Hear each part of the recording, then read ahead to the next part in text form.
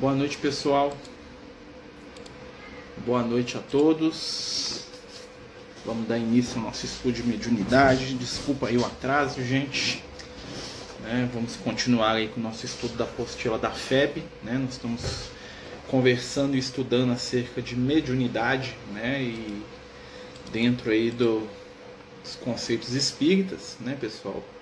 E a gente agradece aí, a participação de todos. Desculpa a demora, vamos fazer a nossa prece e dar início, se Deus quiser, às nossas atividades, que Deus possa aí nos abençoar, nos envolver, que as vibrações de luz que vem do Cristo aí possam, nos ajudar nessa caminhada,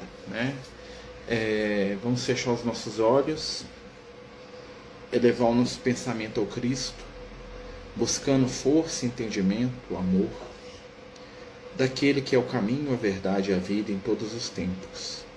Que possamos estar sintonizados com as palavras e pensamentos de Jesus, para traduzir em ações o nosso desejo de ser melhor.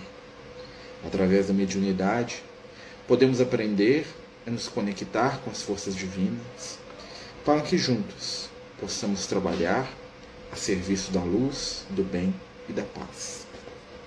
Mestre amigo, fica conosco e permite que estejamos unidos ao teu coração. Favorece a cada um de nós no entendimento necessário e fica conosco, hoje e em todos os momentos.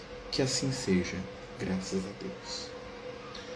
Então, meus amigos, nós estamos dando continuidade aqui no nosso estudo, da apostila da FEB, A gente sempre lembra que a gente está seguindo, a apostila da Federação Espírita Brasileira, Estamos no módulo 2 da apostila, no tema 4.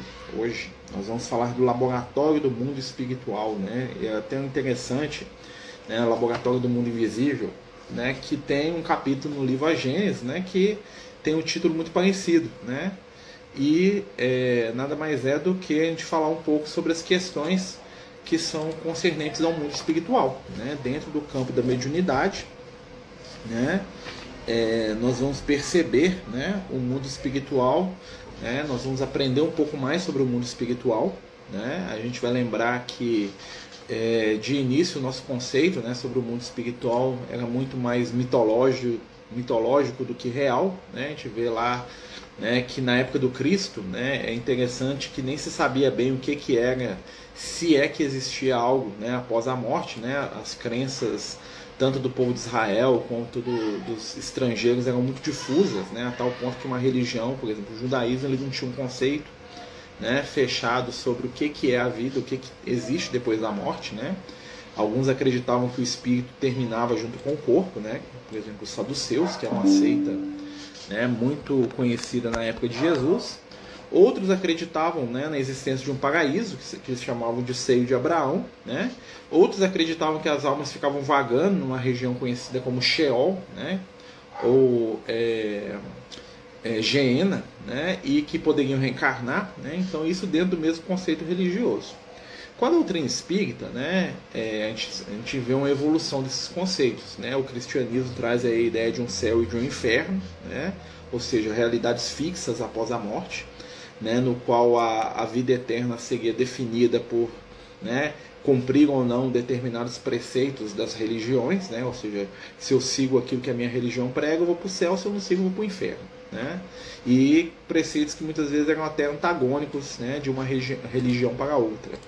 E aí, vem a doutrina espírita, e começa a falar para a gente sobre as realidades espirituais. Nós vamos perceber que o mundo espiritual é muito mais amplo do que as mais profundas ou as mais viajadas ideias dos mitos antigos.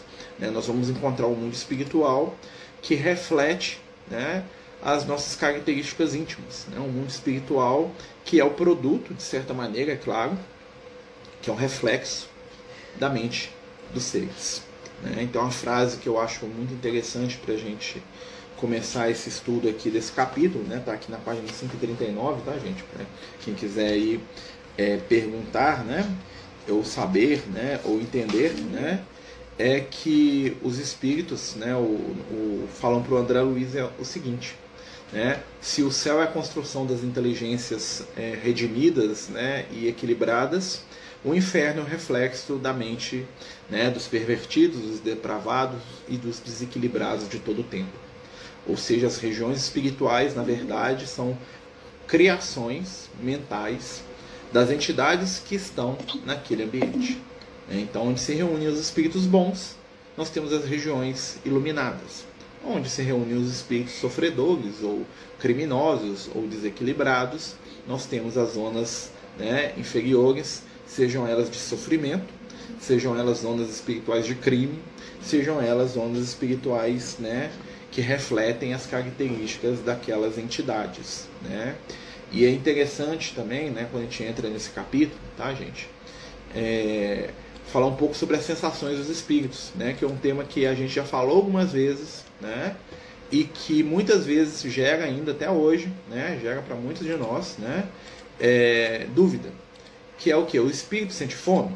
O espírito sente sede? O espírito sente desejo sexual? O espírito sente dor? Né? O espírito ele tem um corpo que para ele é real? Né? Ou ele é apenas uma sombra? Né? Uma coisa sem forma, sem aparência? Né? Ou então uma névoa, né? Que atravessa paredes, mas que não tem nenhum tipo de densidade? Né? Uma criatura esfumaçada? Né? Então os espíritos vão falar para a gente, né? Tanto os mais equilibrados quanto os menos equilibrados, né? Que os espíritos eles têm sim substância, né? Ou seja, os espíritos eles têm densidade, eles têm um corpo espiritual, né? A gente falou isso na semana passada, né? Ou seja, os espíritos eles interagem, eles têm todas as sensações que nós temos no corpo físico, tá? Principalmente os espíritos mais inferiorizados, ou seja, os espíritos mais próximos da matéria, tá? Nem sempre inferior é mal, tá, gente? Um espírito ignorante, um espírito que está no início da sua caminhada espiritual, é um espírito inferior, né? No sentido de que ele ainda não sabe, ele está no estado de inferioridade, porque lhe falta muitas vezes, né, evolução. Então, ele está no estado de inferioridade em comparação com outros, né?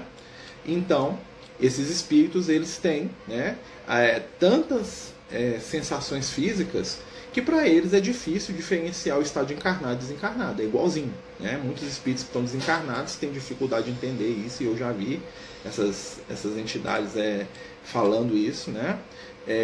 Tem dificuldade de reconhecer o próprio estado, porque para eles, né, o que a gente chama de morte é a própria vida, né? Então ele sente fome, ele sente sede, ele come, ele bebe, ele tem relação sexual, ele faz, né, uma série de questões, e dentro dessas questões, né, que são materializadas, eles estão, né, reagindo e agindo, né, àqueles que estão ali à sua volta, né? Então, para esses espíritos, o mundo espiritual continua sendo uma realidade material, né? Mas aí nós vamos ter que entender esse conceito aí, né? O que é matéria?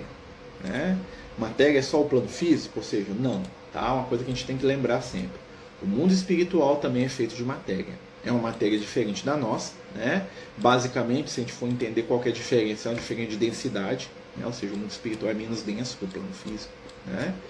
E para aqueles que estão naquele determinado grau de densidade, ele é tão palpável, tão real, quanto o ambiente que nós estamos aqui. Tá? Então, para um espírito desencarnado, né, que estiver lá no nosso lar, ele vai ter lá uma cadeira, ele vai ter lá uma mesa, ele vai ter lá uma cama, ele vai ter lá uma parede, né? Ele vai poder pôr a mão na parede, ele vai poder pôr a mão na própria roupa, ele vai sentir, ele vai poder tocar o rosto, né?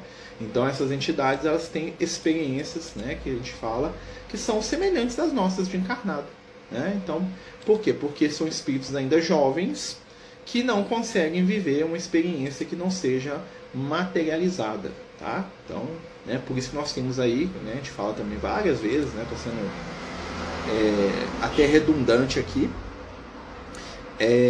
as esferas de transição, né? Por exemplo, o nosso lar está numa esfera do umbral, né? O nosso lar está no umbral, né?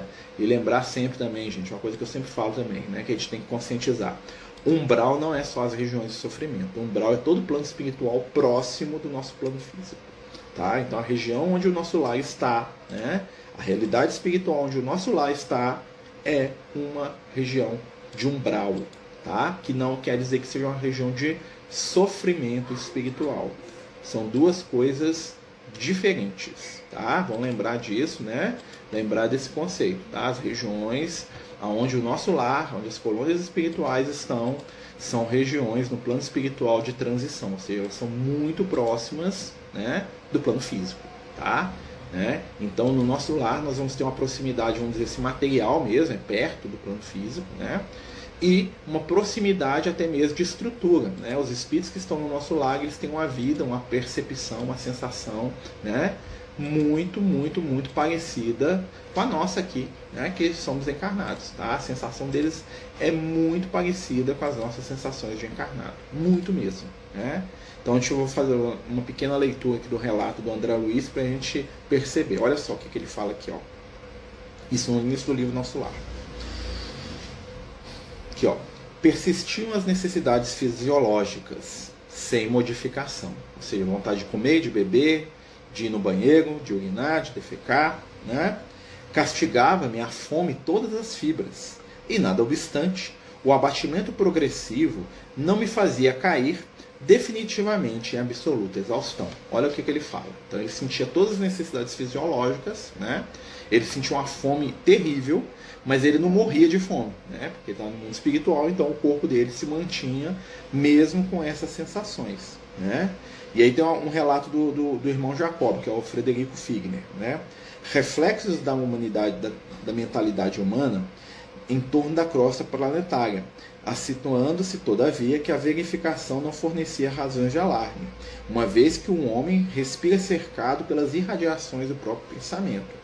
O mundo, casa dos homens, se reveste das emanações mentais da maioria dos seus habitantes. Ou seja, assim como o mundo material é o nosso reflexo. Então, eu estou aqui dentro do meu quarto me reflete, a minha casa me reflete, né? Se você for na sala da minha casa, você vai ver o toque do Marcelo, né? Se você for em um determinado ambiente, você vai ver os toques que a gente coloca do nosso reflexo.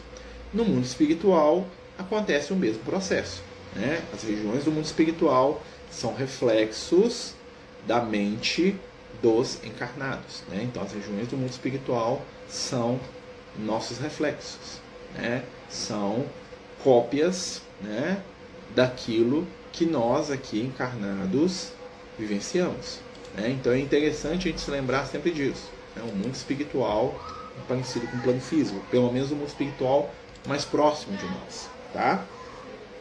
Nós estamos falando aqui do laboratório do mundo invisível. Se alguém tiver alguma questão, alguma dúvida, gente, por favor, né, pode ficar à vontade de fazer. Ó, o plano espiritual possui inúmeras moradas, todas revestidas de detalhes que indicam as condições evolutivas dos seus habitantes. Nas regiões superiores destacam-se a elegância, simplicidade na apresentação pessoal dos seus habitantes, o cuidado com detalhes, como objetos, decoração e ambiente, refletindo beleza arquitetônica das edificações e esplendor da natureza. André Luiz nos traz notícias de bosques, parques, mananciais de águas, salões naturais que reproduzem quadros da passagem de Jesus na Terra. E ainda descreve a formosura do salão da ministra veneranda, né? Então, André Luiz está descrevendo, né, vamos dizer assim, os espaços de convivência que existem na colônia Nosso Lar, né? Que é uma região, né, do mundo espiritual, que é próxima do plano físico, né? Ou seja, a colônia Nosso Lar abriga entidades, na sua maioria, claro, né, que são espíritos, né, que estão muito perto das condições dos encarnados, mas, né, como diria lá o irmão Paulo, lá, que é um dos vigilantes do Nosso Lar, né, um dos trabalhadores da defesa do Nosso Lar, né, lá estão espíritos que têm o desejo do bem e a vontade de se melhorar, né? Essa é a característica dos espíritos do Nosso Lar. E é interessante que os amigos espirituais falam pra gente que se a gente quer entender o que é o mundo regenerado, o que vai ser o mundo regenerado, né, que a gente está no processo ainda que começa esse mundo regenerado, é só a gente ver uma colônia igual ao Nosso Lar. O Nosso Lar, ela foi, né, virou livro, né, o André Luiz trouxe as informações dessa colônia pra gente. Por quê? Um dos motivos foi que o Nosso Lar é o protótipo, ou seja, o Nosso Lar é o que o planeta Terra vai ser daqui 100, 150 anos no máximo, tá? Então aquela relação, aquela forma de estruturar, aquele governo, né, aquela vontade de fazer o bem, aquela busca pelo equilíbrio, pela fraternidade, né, que nós vemos na colônia do Nosso Lar, aquela harmonia, né, apesar de haver espíritos doentes ainda, aquela coisa toda, hospitais, né, aquilo ali é o mundo regenerado. Quer saber como é que vai ser o mundo regenerado? Lê o livro Nosso Lar imagina aquela estrutura do nosso lar, né? Claro que tirando os detalhes, o ministério, essas coisas aí já são detalhes, né? Mas estou falando da estrutura básica no plano físico, né? Então nós vamos ter lá, né? O nosso lar fala pra gente sobre governo. Qual que é o governo do nosso lar? Quem que é o governador do nosso lar? É o espírito mais evoluído, mais trabalhador, mais bondoso, mais iluminado, mais inteligente, mais sábio. Essa é a entidade que governa o nosso lar. E por isso o governo dele não é contestado, nunca. Por quê? Porque ele é o que mais ama, ele é o que tem mais condição, né? Então os cargos de liderança numa cidade, numa região espiritual, já a partir, né, do nível do nosso lar, se traduzem por mérito no bem, né? Então o líder é aquele que mais renuncia, é aquele que mais trabalha, é aquele que mais se esforça, né? Não existe nenhuma forma de privilégio, né? Cada um assume o papel que lhe é próprio, né? E a aceitação desse poder, vamos dizer assim, né, dessa liderança, ela é pacífica, né? Não existe lá a revolta, né? Já existiu, né? Mas no momento que a gente leu o livro lá na década de 40 já era uma situação de equilíbrio. Como é que são as relações sociais do nosso lar? Uma relação de todo mundo dar o seu melhor, né? Todo mundo trabalha, todo mundo oferece o que tem de bom, né? E não se preocupa com o que o outro faz ou deixa de fazer. Isso aí é deixado para as esferas superiores, né? Como que é a relação com os animais? Como que é a relação com a alimentação, né? Tudo dentro do mais profundo equilíbrio, né? Todas as colônias espirituais vibram na mesma onda do nosso lar, ou seja, todas são exemplos de mundo regenerados. As que estão próximas da crosta, né, que são as colônias que estão na região do umbral, são todas desse nível, tá? As outras já estão num nível bem superior do nosso lar, né? Então as colônias que estão além do nosso lar, nas esferas mais iluminadas, já estão, né, num outro nível de realidade, né? Ali o amor já é algo que está num nível que a gente é incapaz até de compreender, né? Mas basicamente do nível do nosso lar, né, para cima, ali para baixo, vamos dizer assim, né, já estão vibrando nisso aí. Então você pode pensar que as colônias espirituais que estão na região do umbral são todos pedacinhos, né, ou vamos dizer assim, postos avançados da luz aqui próximo do plano físico, né? E aí o que acontece? Os espíritos que reencarnam as colônias como o nosso lar, né, e que vêm para o plano físico, o que eles estão vindo fazer? Estão trazendo aquilo para aplicar aqui na Terra. Então por que essas colônias estão tão perto da gente, né? Porque quando a gente desencarna, a gente vai para lá, né? Pelo menos alguns, né? Aprendem, vivem num ambiente diferente e reencarnam para tentar materializar esse ambiente aqui no plano físico, tá? Grande maioria dos espíritos que desencarnam, infelizmente, ainda fica preso às regiões inferiores, né? Porque o pensamento deles, né? O pensamento da maioria dos habitantes do planeta Terra ainda é um pensamento extremamente egoísta e materializado, né? Então não adianta eu conhecer as verdades espirituais, né, se eu saber que elas existem, se elas não vibram na minha intimidade, né? Não adianta eu ler o Evangelho, eu estudar a doutrina espírita ou qualquer conhecimento religioso, se quando eu penso naquilo, aquilo é uma coisa fria para mim, é letra morta. Eu estou fazendo aquilo porque é uma obrigação. Então esses espíritos, eles ficam, né, aonde a mente deles os coloca. Então, não adianta. Se a coisa mais importante da minha vida é o sexo, quando eu desencarnar eu vou para as regiões espirituais onde se lida com sexo. Se a coisa mais importante da minha vida, se tudo que eu faço gira em torno de dinheiro, eu vou desencarnar e vou para as regiões do mundo espiritual, aonde estão, né, os avarentos. Se eu sou um criminoso, se eu sou uma pessoa degenerada, ao desencarnar eu vou ser encaminhado para o ambiente espiritual que reflete a minha intimidade. Qual que é a diferença que pode ser tida nesse caso? Desejo do bem. Olha, eu sou frágil, eu erro, mas eu estou tentando fazer um esforço aqui para ser uma pessoa melhor. Mas eu caio sempre. Aí eu consigo ser recolhido numa colônia espiritual. Eu penso nisso, aquilo existe, né? Então como é que eu faço para ir para a colônia espiritual quando eu desencarnar? Primeiro eu tenho que acreditar que ela existe. Ou pelo menos pensar nela, né? Eu tenho que criar campo mental, aquilo tem que fazer parte do meu cotidiano. Não tem como eu me espiritualizar se o espiritual não faz parte do meu dia a dia. Se eu desligo o espiritual na maioria da minha vida, se eu esqueço que eu sou um espírito reencarnado, se eu esqueço que eu sou um espírito eterno, né? E quando eu estou no meu dia a dia, que eu desço ao nível mais baixo das questões humanas. E quando eu faço isso, eu bloqueio todo o meu potencial espiritual.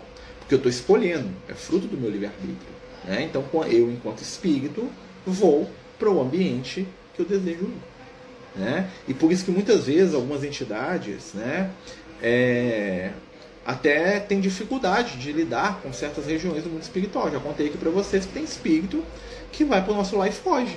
Por quê? Porque o nosso lar não reflete a intimidade dele. Né? Um lugar onde todo mundo é pacífico, é gentil, é harmonioso, todo mundo tem boa vontade, né? Para uma pessoa que é agressiva, que é brigadeira, que vamos dizer assim, irônica, que é sarcástica, que é cruel, né? Para uma pessoa que é despeitada, que é agressiva, que é extremamente egoísta, competitiva, ela vai se sentir terrível num ambiente desse. Né? Imagina uma pessoa ultra competitiva num lugar onde a competição não existe, onde a competição não é estimulada. Né? Imagina uma pessoa ultra irônica e ácida num ambiente onde a amabilidade é a regra primeira de contato das pessoas. Tem que ser amável, gentil, compreensivo, fraterno. Né? Imagina um egoísta num ambiente onde tudo puxa para as ações no campo coletivo. Imagina, pessoa que só quer saber dela e não quer muito saber do problema dos outros, né? Vai para um lugar onde o problema de todo mundo é o problema nosso. Né? Onde que o lema é o seguinte: enquanto tiver um triste aqui, eu não sou feliz. Né? Imagina um egoísta nesse ambiente. Por mais que ele sorria e tal, vai chegar um ponto que ele não dá conta de conviver naquela região. Então ele vai para as regiões inferiores. Ou então ele pede para reencarnar.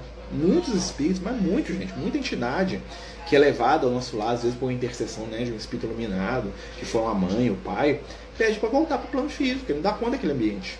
Ele acha aquele ambiente insosso, sem graça, né? Ele acha que aquele ambiente é um ambiente desprovido de alegria. Né? Imagina uma pessoa que a alegria dela é os excessos. É beber até cair, né? É o vício, é o sexo desregrado, é o oba-oba. Aí você leva para o nosso lar. Não é você pegar um maluco e levar para o convento, o cara endoidar lá dentro. Né? Marcelo, nossos mentores estão na colônia Nosso Lar? Eles nos acolhem neste momento de desencarne? É difícil saber, Regiane, porque assim, nós somos bilhões de espíritos, né? O nosso lar tem uma população ali de 1,5 milhão, 2 milhões de entidades. Então, assim, dificilmente todos os nossos mentores estão lá, né? Então, os espíritos que nos assistem, cada um de nós, né? Eles com certeza vivem em alguma região do mundo espiritual, mas isso depende muito de alguns fatores. Primeiro, nível evolutivo, né? Então, eles podem estar numa colônia de transição, eles podem estar numa esfera mais superior. Ou eles podem estar numa esfera mais ainda próxima do plano físico, né? A questão de onde que a gente vive. Por exemplo, é mais fácil um espírito que reencarnou no Rio de Janeiro estar vinculado ao nosso lado que eu que estou aqui em Belo Horizonte, Minas, né? Que é a gente que está aqui, né? Aqui nessa região. Então a nossa tendência é ser vinculado a colônias que são próximas ao nosso ambiente, né? De tanto é que a gente reencarnou, mas é possível? É possível, né? Mas é muito difícil saber disso. Tá? Às vezes os espíritos falam alguma coisa, às vezes eles dão algum tipo de informação, né? Mas o que acontece? O nosso lar ele é famoso por causa do livro, né? O André Luiz veio de lá, então ele contou a experiência dele naquela colônia, né? E a colônia Nosso Lar, ela está na região ali da Serra da Mantiqueira ali, né? Próximo ali da divisa do Rio de Janeiro ali, né? Daquela região, é ali que o Nosso Lar tá, pelo menos na época do livro, né? Do André Luiz, né? Porque ela está na região do mundo espiritual, né? E a tendência é que essas regiões também vão se depurando, né? Ou seja, a colônia mesmo sobe de nível, vamos dizer assim, né? Ela mesmo se evolui e vai ascendendo para a esfera superior, mas isso é um processo lento, tá? Isso é 100, 200 anos, não dá para ter uma mudança tão drástica nesse sentido, mas acontece, né? Então é difícil de falar, ó, meu mentor está no nosso lar, né? Às vezes alguns dos nossos estão, né? Mas todos, né? Impossível, até porque tem, né? Segundo os amigos espirituais, são no mesmo nível do nosso lar no planeta Terra, tem de mais de 10 mil colônias, né? Mais de 10 mil cidades espirituais, né? Só naquela região ali, né? Que faz ali, vamos dizer assim, aproximada ali, né? No nível evolutivo do nosso lar, né? Então, assim, você pode pensar que cada grande cidade do mundo tem uma colônia mais ou menos naquele nível. Né? Então existem colônias assim na Índia, existem colônias assim na China, no Japão, na Austrália, na Suécia, na Dinamarca, na Rússia, nos Estados Unidos, e elas não têm, né? O nosso lar é algo muito brasileiro aqui do Brasil, da região, deve ter colônias na região do Amazonas, né? Dos outros países, é muita coisa, né? E sobre eles nos acolherem, pode ter certeza, os amigos espirituais sempre nos acolhem, com certeza, né? Porque acontece que às vezes a gente não escolhe com eles, né? Então às vezes, como é que eu escolho? Eu falo assim, vai embora, espírito. Não, eu me vinculo mentalmente a outro tipo de entidade, né? Por mais que o Lucas me ame e seja meu amigo espiritual, se eu passar minha encarnação então sintonizado com o crime, né? Eu estou recusando a companhia deles, estou me sintonizando com entidades criminosas. E aí quando eu desencarnar, por mais que o Lucas tente chamar minha atenção, eu vou estar totalmente vinculado com espíritos criminosos. E vou com eles para o ambiente que é próprio, né? Então essa que é a grande questão. E tudo isso através do pensamento. Alexandre, Márcia, boa noite. Você está fazendo atendimento na Casa Espírita, ou presencial? Estarei na reunião no Francisco de Assis todo domingo à noite. Tá? Até vai começar o tratamento da casa, vai começar esse domingo agora. Né? Está tendo atendimento fraterno lá. Né? Se você precisar, me fala que a gente combina lá. Sempre tem alguém para atender. Domingo, 19 horas, está tendo reunião de estudo lá no Francisco. Eu estou pensando em voltar com a reunião de quinta para lá também. Tá? Mas isso a gente está vendo ainda como é que faz. Né? Se a gente consegue. Tá? Então, gente, continuando, né? A gente está falando aqui do laboratório do mundo espiritual, né? Muitos eventos que acontecem, né? No mundo espiritual, a estrutura do mundo espiritual, né? Outra coisa que a gente vai falar um pouco, né? Sobre como os espíritos agem com a matéria, né? Ou seja, os espíritos eles têm a capacidade de materializar, né? De certa forma. Deixa eu só mudar aqui a internet, aqui que o pessoal está falando que está travando. Materializar, né, objetos do mundo espiritual, né, entra muito nessa questão, né, naqueles fenômenos que os espíritos se materializam, que eles aparecem para as pessoas, né, são os efeitos que a gente chama de efeitos físicos, né. Quanto mais materializado o espírito, mais fácil ele realizar esse tipo de efeito, né, ou seja, quanto mais próximo da matéria, mais fácil para o espírito desencarnado, né, interferir nela. Quanto mais distante, né, menos simples, né? Apesar que os espíritos de luz podem fazer isso, mas eles estão às vezes muito distantes aí do plano material e eles não têm, né? Ou tempo, ou vontade, ou necessidade de interagir, né? Com aquilo que está na matéria mais densa, né? Então às vezes os espíritos de luz eles podem até interagir, mas eles evitam, né? Porque eles têm, vamos dizer assim, mais o que fazer, né? No mundo espiritual. Eles não estão muito interessados em lidar com as questões da matéria, né? E a gente vai aprendendo isso com eles, né? Os espíritos de luz, eles, né, eu já vi várias vezes os espíritos de luz quando perguntados às vezes sobre coisas aqui do plano físico, falam assim, meu irmão, eu tô nem sabendo o que está acontecendo no plano físico, né? Porque eles estão tão envolvidos lá com os trabalhos dele lá, com as ações dele, nem todo espírito iluminado lida diretamente com o plano físico, né? Alguns sim, né? Até porque é o trabalho deles, vamos dizer assim, né? O termo trabalho aí bem entre aspas, né? Porque é uma missão de amor, né? Mas outros, né, não estão muito, né, não sabem muito o que está acontecendo, não estão por dentro, né? Isso é bem comum, tá, gente? Gente, nós estamos estudando aqui, né, o laboratório do mundo espiritual. Se alguém tiver alguma questão, alguma dúvida aqui sobre o texto, né? Interessante aqui, o Kardec pergunta para os espíritos, né? Porque o Kardec vê os espíritos lá com roupa, né? Onde que eles arrumam esse negócio aí, né? E aí a melhor explicação que a espiritualidade pode dar para o Kardec na época dele, né? Que são tudo fluídico, ou seja, tudo é feito pelos espíritos, né? Mas se a gente for analisar, até a roupa que eu estou vestindo aqui hoje é fluídica, né? Por quê? Porque essa roupa aqui, ó, ela é feita de matéria, a mesma matéria que tem no mundo espiritual, átomos, elétrons, prótons, né? Combinados aqui, né? É o que faz essa roupa, que é o que faz a minha pele, que é o que faz o meu corpo físico, né? No mundo espiritual também, né? Só que ao Kardec faltava esse tipo de conhecimento, né? E no mundo espiritual os espíritos podem sim fazer objetos, seja através de uma manufatura, né? Eles pegarem mesmo pedaço da coisa lá e fazerem mesmo na mão, né? Como faria aqui encarnado, né? Construir uma casa de pedra, né? Ou através da criação mental, tá? Normalmente aquilo que eles fazem mentalmente, os espíritos superiores conseguem fazer por vontade, né? E os espíritos inferiores fazem sem saber como, né? Então você vai ver o André Luiz lá com a roupa dele lá, aquilo lá de onde que veio aquilo? Ele que criou, mas ele não sabe como que ele fez, nem percebeu isso. Amigo, rogo todos os dias que eu possa outro plano de vida, posso continuar? Não entendi muito bem o que você falou, dona Silva. Posso outro plano de vida? Não entendi. Repete para mim, por favor. Ficou meio truncado aqui a questão, que a gente lê de novo, tá bom?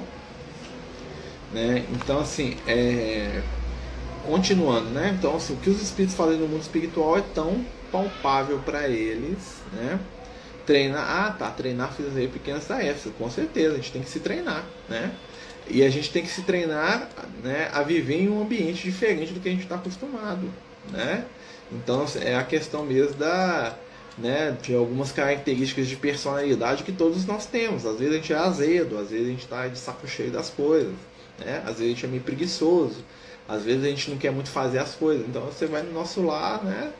Vai chegar lá, você vai né, vamos trabalhar. Aí um dia a gente vai, 2 a gente vai. Na hora que passar um mês sem férias, sem feriado, sem sábado, domingo, aí nós já começamos a ficar apertados. Nossa, mas não paga, não, trabalhando aqui o tempo todo e tal. Não, meu filho, mais de 50 anos aí nós modificamos o seu serviço. Aí você fala, não quero reencarnar, né? Muito espírito, gente, pede para reencarnar quando está no nosso lar. Por quê? Não aguenta o ritmo. Né? Porque no plano fixo você pode dormir, você pode deitar na rede, você pode ficar quieto, isso se você tiver condição de se sustentar, né? Às vezes você reencarna numa condição tão sofrida, né, que você não tem muito tempo para olhar para o lado, né? Mas muitos espíritos, né, veem a reencarnação como uma oportunidade para fugir do trabalho do mundo espiritual, né? Pedem lá, eu quero reencarnar, me deixa aí, eu estou precisando, estou dando conta mais, estou cansado, né? E tentam fazer. Eu lembro que tem um caso do espírito lá na casa transitória de Fabiano, né? O André Luiz está lá. E aí o espírito chega lá para a dirigente da casa de Fabiano e fala, né? Uma instituição espiritual, tipo uma mini cidade no mundo espiritual, né? Um hospital no mundo espiritual, dentro do umbral. Ele chega para ela e fala assim, minha irmã, né? Quando que eu vou poder descansar? Estou aqui carregando doente há mais de 50 anos aqui, ajudando, trabalhando, né? Quando que eu vou receber a bênção de um corpo lá no meio da minha família, lá para eu poder descansar no meio dos meus, né? Aí a dirigente fala, não, vamos trabalhar mais 25 anos aí e nós conversamos sobre isso depois, né? Então o cara estava lá, né? Já tinha 50 anos, né? Doido para reencarnar, né? Para poder descansar, né? Porque ele ia reencarnar, ia ser um bebezinho, ia dormir, brincar, né? Então, muito espírito, né? Tá querendo reencarnar aí para poder dar uma, né? Muito encarnado querendo para o mundo espiritual descansar, né? E muito espírito encarnado, né? E se a gente for analisar bem, lá trabalha mais que aqui, tá? Pelo menos nas esferas superiores. Na zona inferior faz nada, não, só que não presta, né? Mas no nosso lado, nas colônias, é mais que aqui, né? Marcelo, pelo que eu entendi, quanto mais aprimorado o espírito, mais capacidade ele possui de transformar o fluido cósmico de acordo com a sua vontade. Todos possuem essa capacidade. Nós podemos dizer que o espírito superior ele consegue direcionar melhor, né? Então, por exemplo, um espírito inferior, aonde ele estiver, virar um reflexo da mente dele. Você vai virar um lugar podre, um pântano, né? E ele não consegue mudar isso, né? Tem uma história da entidade lá que eles estão tratando lá nessa casa transitória, que o André Luiz chega lá com, né, se não me engano é com o Eloy, que é um espírito que estava com ele, não, é o Hilário, é o André Luiz e o Hilário. Eles chegam lá do lado de fora dessa instituição, lá que é no umbral, né? Tinha uns quartos que eles chamam de cela, né? Mas não é cela, a gente imagina com grade, né? São quartos exteriores. E lá nessa casa, né, eles veem um espírito cheio de sujeira até o pescoço. Pedaço de carne, excremento, uma sujeirada, um fedor horrível. E aí o André Luiz fala assim, nossa, meu espírito tá lá todo sujo, lá o companheiro, lá como é que ele fica numa situação dessa, todo imundo, né? E aí ninguém limpa isso, o André Luiz, né, sem educação, né? Até parece, né? Ninguém limpa esse negócio, não. Aí o espírito fala, não, meu amigo, todos os dias nós fazemos a higiene do ambiente. O que acontece é que a mente do nosso irmão em desequilíbrio produz, né, esse montão de sujeira no qual ele está inserido. Então eles entram lá, limpam, tiram tudo, limpam o companheiro espiritual, deixam ele, né, como se tivesse dado um banho, né, deixa ele todo perfumado, limpinho lá dentro do quarto, limpinho. Passa 1 hora, 2 horas, eles voltam e já está tudo cheio de sujeira de novo. Porque a mente do espírito produz aquilo, né? Então assim, imagina isso em milhões de espíritos, aí nós vamos ter um umbral, né? E aí o que acontece? Diferente do espírito superior, que a mente dele consegue produzir o que ele quiser e ele tem controle. Ele fala assim, eu quero construir uma casa, eu quero fazer uma árvore aqui, eu quero fazer um prédio, eu quero mudar minha roupa, eu quero mudar minha aparência, né? Aí que é a diferença, né? O espírito superior, né, ele tem mais controle, a capacidade todos têm, tá? Só que o inferior faz aquilo que é reflexo, né, inconsciente. O espírito superior não, ele faz, né, aquilo que é necessário a ele. Trabalham 24 horas, os espíritos de luz sim, A gente não dá conta disso não, André Luiz descansa, né? Trabalham muito, tá? Claro que é um trabalho de outro nível, né, gente? Quanto mais espiritualizado ser, né? Muitas vezes o trabalho é ensinar, é resgatar, é conversar, é ajudar, né? É instruir, é levar, cuidar, é vir no plano físico e ajuda, e leva um para lá e ajuda o outro. É nesse sentido, né? Mas assim, os espíritos superiores, eles estão em atividade constante, tá? Eles não descansam, eles não precisam disso, né? O André Luiz descansava, ele trabalhava lá. O nosso lar, se não me engano, eu lembro que o espírito podia trabalhar até 12 horas, né? E podia estender isso de vez em quando. Ele podia fazer uma hora extra, vamos dizer assim, né? Já os espíritos de luz, não, eles ficavam trabalhando direto, porque eles não cansam, né? Então é outro movimento e outra realidade espiritual, né? Melhorou, gente? O pessoal tá falando que tá travando, mas pra mim aqui tá funcionando normal aqui o Instagram. Até troquei aqui a internet. Vocês me desculpam aí, tá, gente? Né? Mas os espíritos superiores estão sempre ativos, né? O trabalho é toda ocupação útil, né? Quando a gente pensa em trabalho, a gente pensa em trabalho naquela conotação negativa. Nossa, um trem chato que eu não gosto de fazer, que eu sou obrigado, que se eu não fizer eu tô lascado, né?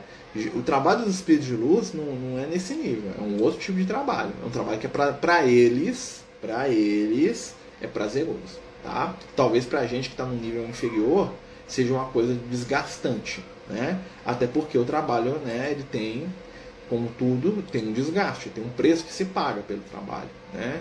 Então, assim, é possível que eles tenham cansaço, né? O André Luiz mesmo descansa lá no nosso lar, né? Se ele ler lá no livro, você vai ver, né? Ele vai descansar, né, gente? Nós estamos falando aqui, ó, do laboratório do mundo espiritual, né? Nós estamos falando aqui, ó, né? A diferença da matéria do mundo espiritual para a matéria do plano físico, ela é mais maleável, ou seja, o espírito consegue moldar aquilo mais fácil, tá? Então, como ela é menos densa, ela é mais fácil de ser manipulada. A nossa matéria aqui no plano físico é manipulável também, então é que a gente pega uma pedra e constrói a casa, faz cimento, faz tijolo, né? No plano espiritual, vivemos somente em coletivo. O que você quer dizer com coletivo? Né? Se a gente pensar no coletivo como sendo em família, né? Então, muitas vezes sim, né? Existem espíritos que estão sozinhos, no sentido que eles vivem, eles não estão ligados diretamente a ninguém. Mas o que você quer dizer com coletivo? Que a gente tem que viver em grupo, né? Depende muito do, né?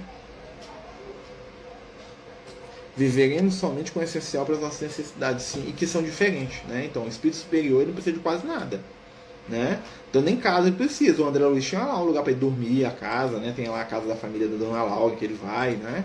O André Luiz ele tinha para onde voltar, vamos dizer assim. Ele tinha uma casa, ele tinha um quarto, né? Outros espíritos não precisam disso, tá? Eu estava conversando com o Liel, ele estava me contando, né? Ele não tem casa, né? Ele viaja, ele fica ativo o tempo todo. Então ele não tem lugar, eu moro aqui é minha casa. Não tem, né? Ele vai nas colônias, ele vai onde ele quiser, né? Nas colônias todos juntos. Os espíritos mais jovens são mais restritos. Os espíritos mais superiores eles vão onde eles querem, né? Quanto mais superior, mais livre ele é para se movimentar. Até porque ele movimenta com a velocidade do pensamento. Ele está onde ele quiser.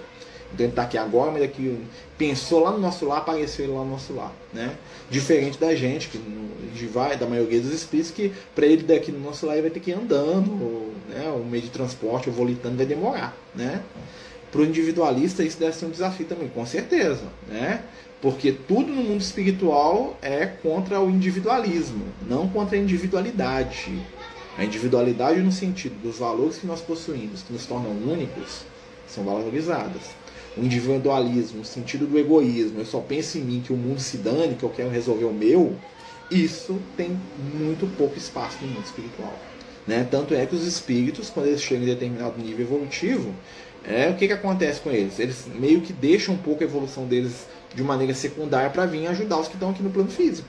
Ou seja, eles não são individualistas, né? É como se alguém chegasse em determinado nível da carreira dele e falasse, não, beleza, agora eu cheguei isso aqui, eu vou caminhando aqui, mas eu vou voltar para dar aula lá para aqueles que estão lá atrás, né? Então, entre ajudar alguém e evoluir, o espírito prefere ajudar alguém, né? Fala assim, olha, tem um exemplo muito legal disso no livro, chegou um ser evoluído aqui, ó, né?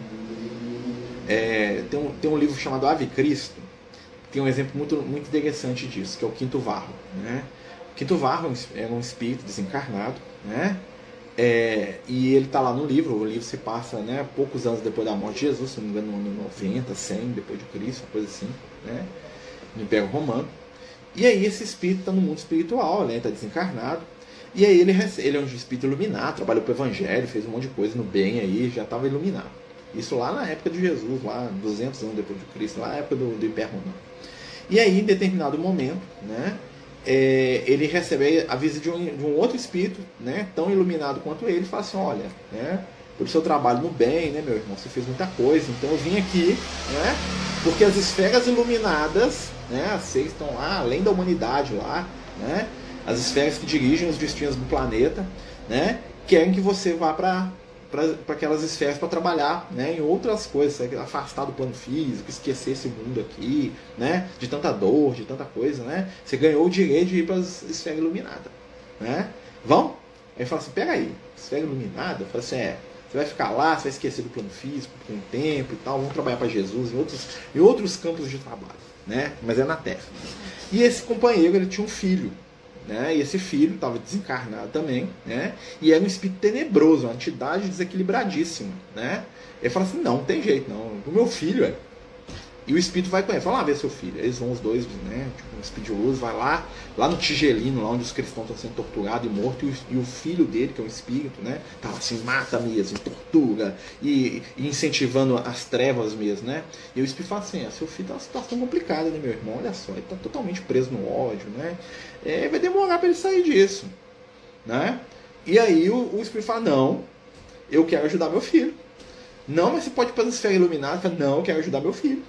Fala assim: beleza, nós vamos te dar 100 anos. Você tem 100 anos para resgatar o seu filho, para tirar ele das trevas, né? E ele vai reencarna, ou seja, ele podia ir para a esfera iluminada, né? Ser egoísta e crescer, ficar perto dos espíritos de luz.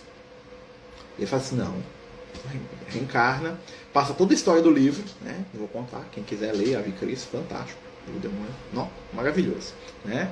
E em determinado momento do livro ele morre, o filho dele faz ele desencarnar, né? E sofre, ajuda, e fala de Jesus, e ilumina mais ainda. Ele volta para o plano espiritual dobrado, mais iluminado ainda do que quando ele veio, né? E ele chega no plano espiritual, o mesmo espírito que é amigo dele, fala aí, né? Você tentou, né? Vamos lá para as esferas de luz agora, né? Que tem trabalho te esperando lá. E falou: pega aí, você me deu 100 anos, ainda falta 20. Desencarnei aqui, ainda tenho 20 anos, vou reencarnar, me arrumo um corpo. Aí ele reencarna, né? Com o tempo que falta para ele reencarna para poder salvar o filho dele, salva, né? Tô dando spoiler do livro, né? Leiam o livro, é fantástico, maravilhoso. Ave Cristo é um daqueles livros que você... Não, né? Tinha que virar um filme de Hollywood. Infelizmente, né? Hollywood não liga para esse tipo de história, né? Mas se virasse um filme de Hollywood, aquilo ali é uma coisa fantástica, né? O que acontece, né? Por que ele é um espírito de luz? Exatamente porque ele é capaz de renunciar. Ou seja, ele parou 100 anos da vida dele, né, para ir na Terra levar paulada do espírito que era filho, porque o filho dele foi o causador da morte dele. Não foi o filho que matou, foi outro, né, outra pessoa. Mas o filho dele só fez ele sofrer. Entendeu? E ele achou bom e falou assim: não, eu tenho tempo, vou voltar e tentar de novo. Isso é o espírito de luz. Por isso que o individualista, ele não consegue ficar no nosso lado, né? Porque o individualista, quando ele estiver naquele ambiente, ele vai se sentir ou constrangido a mudar, né? Todo mundo vai falar para ele da importância disso, ou ele não vai dar conta. Então, se ele for mais ou menos equilibrado, ele vai pedir para reencarnar, falar: eu não estou dando conta e tal. Então, um jeito. Por quê? Porque, né? E aí ele vai sendo trabalhado aos poucos. Ninguém violenta ninguém, né? Mas é difícil mesmo. Se a gente é muito individualista, é difícil a gente crescer espiritualmente, né? Tudo sobre o espiritual é... Marcelo, um dia será que esses romances demandam virar filme sério? Podia, né? Deus abençoe, né? Quem sabe um dia, né? A gente consegue ver isso aí. Nem que seja lá, quando a gente estiver lá no mundo espiritual, né? Quem sabe, né? Eu espero que sim, porque é um material fantástico, né? Tem uma profundidade espiritual, tem uma beleza, né? Eu falo pro pessoal: você quer ler um romance espírita de verdade, lê as obras do Emmanuel, né? Assim, eu sou, assim, eu tenho eu vejo as obras do Emmanuel como algo singular, sabe? É uma coisa que é uma oportunidade para a gente mesmo, sabe? A gente quem puder leia, né? Os 5 romances do Emmanuel, Renúncia, Paulo Estevão, né? Para mim o Paulo Estevão é o melhor, meu predileto é o Paulo Estevão, né? Mas o Ave Cristo, há 2000 anos, 50 anos depois, né? Os 5 romances do Emmanuel, né? São 5. 2000 anos, 50 anos depois, Paulo Estevão, Ave Cristo e Renúncia. São 5. O que é isso? Tem nada que compare na literatura espírita. Nada. É o material espírita mais profundo que nós temos hoje no planeta, com certeza.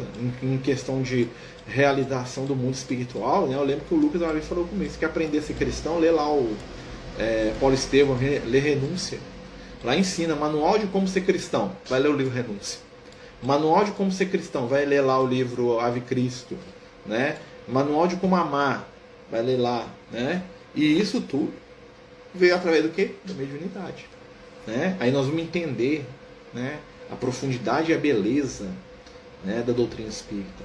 Não a doutrina espírita no campo do homem, do indivíduo, mas a doutrina espírita no campo do espírito imortal, né, como porta aberta para a conexão dos nossos corações com as realidades transcendentes da vida. Né? E aí nós vamos perceber, né, que a espiritualidade, né, os amigos espirituais, eles estão mais próximos da gente do que nós imaginamos. Estão muito perto, muito próximos. Né? Eles não nos abandonam, eles não nos deixam sozinhos, nunca. Né? E aí entra essa questão da mediunidade, né, que é sempre algo tão magnífico, né, tão bonito, né? E muitas vezes nos falta às vezes tempo para entender, né, esse processo aí mediúnico. Nós temos que nos organizar muito para essa questão de mediunidade. Eu estou aqui com uns livros para poder terminar aqui, estou com um monte de coisa aqui, não consigo tempo aqui, né? Mas a mediunidade é fantástica, sabe? É uma coisa assim que nos ajuda, né? E quando a gente pensa nessas questões todas do mundo espiritual, essa informação, saber que existe um mundo espiritual, que ele é muito próximo da gente, essas coisas todas, isso é uma das coisas mais consoladoras que existem. Por quê? Porque o conhecimento consola. Lembra lá do consolar e instruir? Uma coisa está ligada diretamente com a outra. Né? Consolo é aquele abraço do primeiro momento, a instrução também consola. Né? Entender o porquê. Muitas vezes as pessoas falam assim: por quê? Por que eu passo tanta dificuldade? Por que eu fui abandonada? Por que eu não consigo ter um filho? Por que o meu marido me traiu? Por que lá no meu serviço todo mundo pega no meu pé? Né? Por que, gente? Por quê? Né? Aí nós vamos começar a entender que o porquê, né, é a nossa escolha. Tudo é escolha. Tudo é a nossa escolha. Tudo é o nosso pensamento. Somos o que pensamos, o que sentimos. Né? E isso é uma coisa muito importante, principalmente no momento que nós estamos passando. Né? Eu lembro que hoje os amigos espirituais trouxeram uma mensagem que eu mandei, né, pro pessoal, falando da questão da caridade. Né? Hoje eu estava sentado aqui pensando aqui nas dificuldades da vida, né? E, né, como tanta gente está pedindo ajuda. Nossa Senhora, às vezes eu fico até meio sem saber o que dizer para as pessoas. Eu tenho que negar ajuda para um monte de gente. Porque não dá conta, né? É um que quer uma consulta médica, aí a pessoa vai no médico, né? Igual uma companheira aí, nossa, que a gente estava tentando ajudar. Aí ela vai no médico, né? Aí o médico passa os exames. Aí na hora de olhar os exames, dá mais de R$1.000 de exame. Como é que você vai arrumar R$1.000 para pagar exame? Né? Nós não temos essa condição, né? Aí você vê a questão, né? O pessoal precisa de comida, cesta básica, né? E aí a pessoa que vem pegar uma cesta básica, né, começa a te ligar, porque o primo, o cunhado, a filha, o neto, o irmão, o vizinho está precisando também. Né? Aí você tem que falar: gente, nós não temos como dar. Né? Uma pessoa fala assim: mas é só um. E sempre, gente, o pessoal fala assim: olha, é uma mãe com 4 filhos. Tem um moço pedindo aqui, ele tem 3 filhos pequenos. Né? Aí seu coração vai lá, né, esmaga assim, né? E isso tudo, né, que está acontecendo hoje é o sinal dos tempos. Vamos movimentar o que nós temos em favor de quem precisa. Voltando à questão da mediunidade, existe um outro campo da mediunidade, que é a questão da gente aprender a ser instrumento do bem. Né? Então, às vezes, a sua volta, na sua casa, na sua rua, seu vizinho aí, ó, onde você estiver, né? Às vezes um prato de comida, né? Às vezes um quilo de arroz para aquela vizinha lá com 2 meninos que tá passando ali, que você tá passando às vezes dificuldade do lado da sua casa, né? Ah, mas a pessoa tem vergonha, ah, pendura na porta, né? Quantas vezes a gente via lá o pessoal falar assim, ah, não, coloca o dinheiro debaixo da porta, vai colocar o dinheiro debaixo da porta da pessoa, né? O bem não precisa ser visto. Apesar que é bom que ele seja visto, né? Até para incentivar, tá? Mas o bem não precisa ser visto, né? E a gente pode ser um instrumento do bem agora. Ajudem quem vocês puderem, né? Deem aí um pouco de paciência, um pouco de paciência mesmo, né? Principalmente com as pessoas mais difíceis, né? Tem pessoas que são cultores da reclamação, tem pessoas que são cultores do ressentimento. Eu já falei para vocês, tem pessoas que estão internadas em estado grave no hospital que reclamam de tudo, né? E quando eu trabalhava, eu ia na hemodiálise lá do hospital que eu trabalhava, eu ficava surpreso com alguns companheiros lá fazendo hemodiálise, amargos até o final das contas. O cara faltava uma maçã para ele entrava na justiça contra o hospital, né? Porque não tem fruta para me comer, é um absurdo. E brigava, e xingava, e maltratava as enfermeiras, que nem tinha culpa, né? Agia como se fosse o Lorde e Senhor do castelo lá, quantas vezes, né? Só queria ser servida, né? E você via ali por trás daquele espírito ali pobre, miserável, né? Ali atrás ele tinha um lorde, tinha um cara que não desvestiu a túnica da vida passada dele.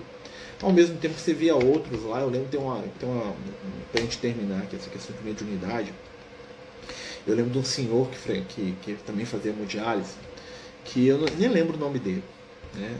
E eu lembro que uma vez eu fui lá para entregar remédio, eu ficava entregando remédio, trabalhava na farmácia, né? Ele ia levar o remédio pro pessoal. E aí eu lembro que um dia ele estava na cama lá, né?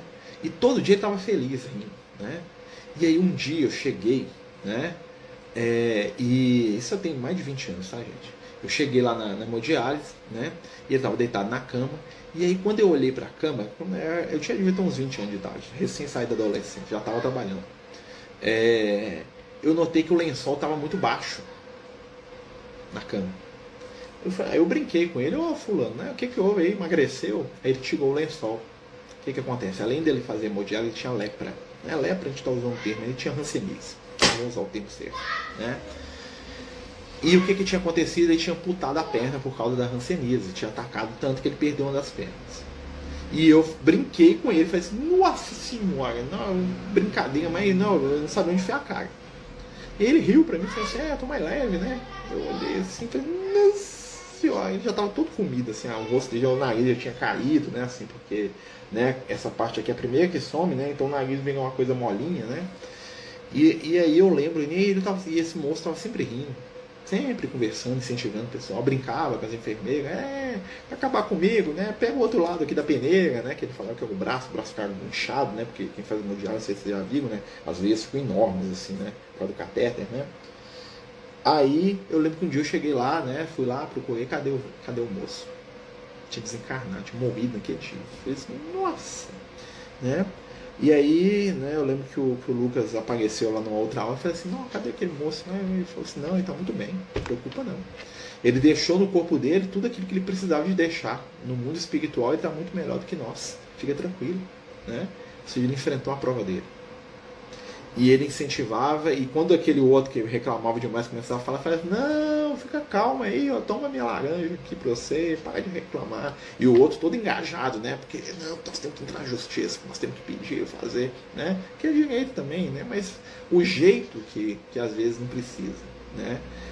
E a gente tem, né, que fazer a nossa parte, né? Alexandre, estou vivendo isso que você fala, Marcelo. Eu trabalho com uma senhora muito rica e ela tem dó de comprar comida, mas gasta muito com viagens e presentes caros para os netos. Ela tem 71 anos, exatamente. Né? Então a tendência é que quem não sabe dividir não vai ter depois. Né? A grande realidade do universo, não estou julgando a senhora, que eu não sei o que é o coração dela, as experiências pelas quais ela passou, que a levaram a isso. Né? Quando a gente fala se fosse a gente. Né? O que a gente sabe, né, é que aquilo que eu não domino, me domina. Né? E não precisa dar tudo que você tem para os pobres. Se você dividir o seu excesso, já é útil. né? Às vezes a gente tem que parar e falar assim, o que eu tenho de supérfluo aqui que eu podia estar dividindo? Se todo mundo dividisse o supérfluo, né, menos pessoas iam sofrer. Né? Mas eu sempre estou falando isso, gente, porque assim, às vezes corta o coração e a gente não pode ajudar todo mundo, a gente não dá conta. Né? Então, assim, observem, sejam observadores, sejam médios do bem com aqueles que estão à volta de vocês. Né? Às vezes uma pessoa que aparentemente tem tudo está precisando de uma palavra amiga, de 5 minutos de conversa. Né? O bem não precisa parecer, o bem precisa ser sentido. Ninguém precisa saber o bem que você está fazendo.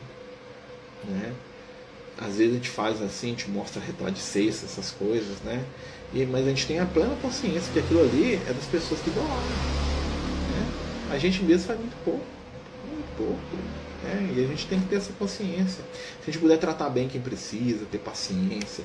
Às vezes uma caridade muito grande que um bom médium pode fazer é ter paciência com aqueles que estão acima de nós, momentaneamente. Um chefe, né? Uma pessoa que tem um poder ali transitório, às vezes fica olhando, né? Eu lembro que eu tive uma chefe aí há pouco tempo atrás aí, que eu nunca conversei com ela. Um dia que ela saiu da chefia, ela veio conversar comigo, né? Aí eu falei umas coisas para ela de espiritualidade e tal, né?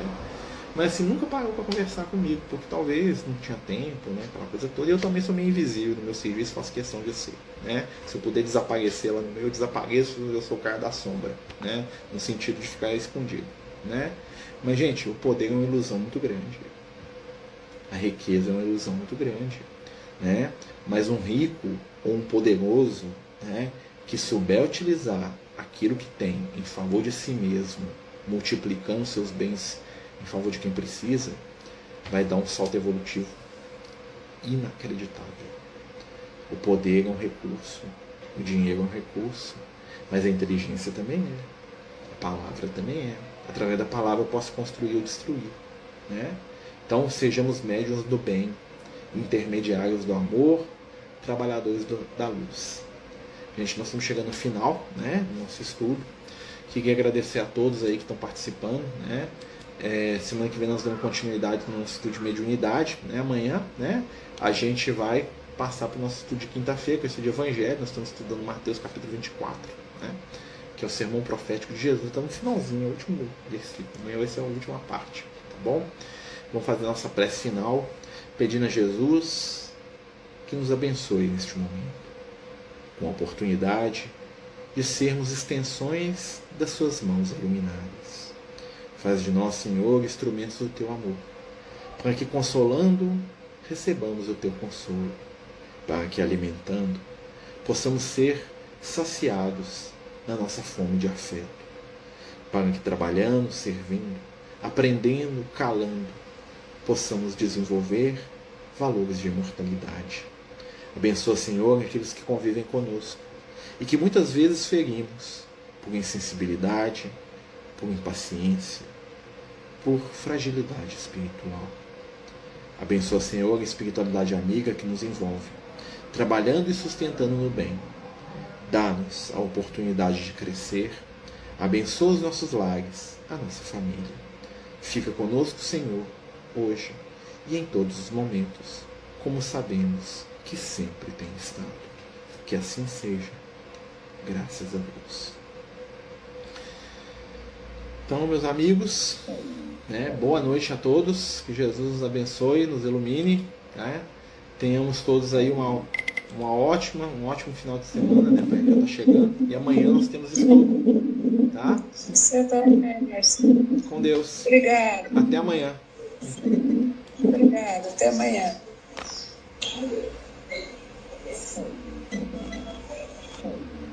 Os Amigos do Caminho apresentam sua primeira obra literária, Versos do Caminho, uma compilação das mensagens do nosso amigo espiritual Lucas, à venda pelo WhatsApp 31 98827 3218. Toda a renda será destinada para o projeto Neurodiversos.